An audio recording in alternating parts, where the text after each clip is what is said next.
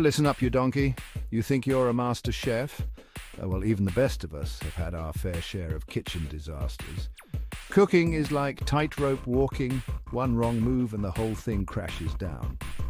Over the years, I've had more kitchen fails than you can shake a whisk at. From burnt toast to exploding cakes, I've seen it all. Some of these disasters were so spectacular, they'd make your hair curl. So if you're ready to learn from my culinary calamities, stick around. I'm about to reveal my top 5 unforgettable kitchen fails that will have you both cringing and laughing your socks off. You'd think a chef who's conquered Michelin stars could handle toast, right? Wrong. Picture this. It's a bright morning, birds are singing, and I'm feeling fantastic. Decided to whip up a simple breakfast, eggs and toast. Eggs, done to perfection. The toast, that's where it all went south. I popped those bread slices into the toaster, confident as ever, but I got distracted, maybe by a rogue pigeon outside the window, maybe by the radio. Point is, I took my eye off the prize, and you know what happens when you take your eye off the prize? You get a kitchen that smells like the aftermath of a bonfire. The smoke detector went off, waking the entire neighborhood. There I was, standing in a cloud of smoke, holding 2 pieces of charcoal that vaguely resembled bread. Even a culinary genius like myself can learn from a burnt piece of toast. Let's talk about cake, shall we? That beautiful, delicious symbol of celebration. Except, of course, when it decides to be a complete and utter nightmare. This particular story involves a birthday cake.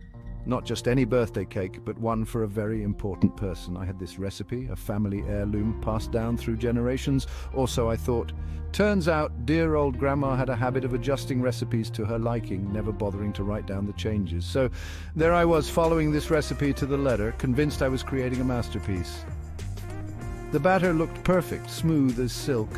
I poured it into the pan, popped it in the oven, and waited for the magic to happen.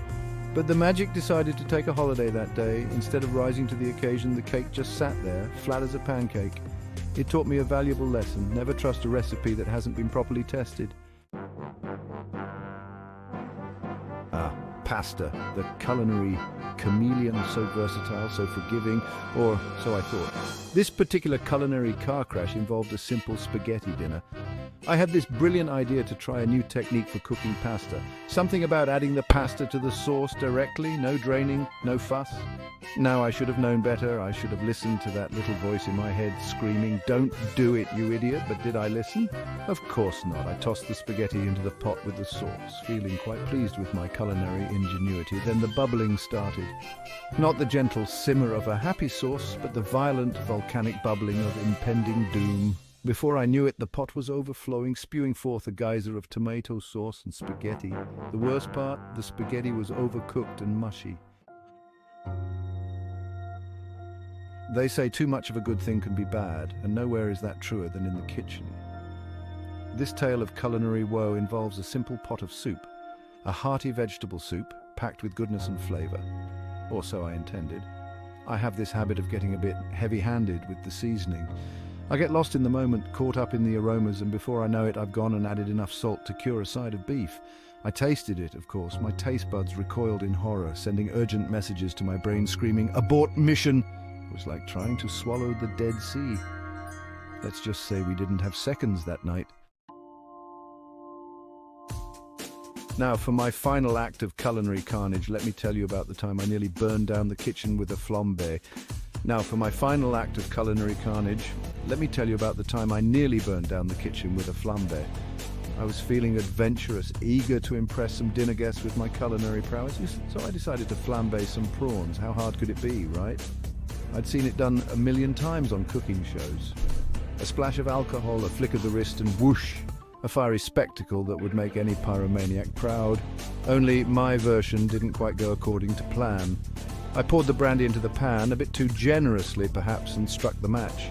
What followed was less of a controlled flame and more of an inferno. The prawns, let's just say they were a little overdone. So, there you have it, folks. My top 5 kitchen catastrophes. From burnt toast to a near-death experience with a flambé, I've learned that even the most experienced chefs can have their off days. But here's the thing. It's not about being perfect. It's about learning from your mistakes, laughing at yourself, and never giving up on the joy of cooking.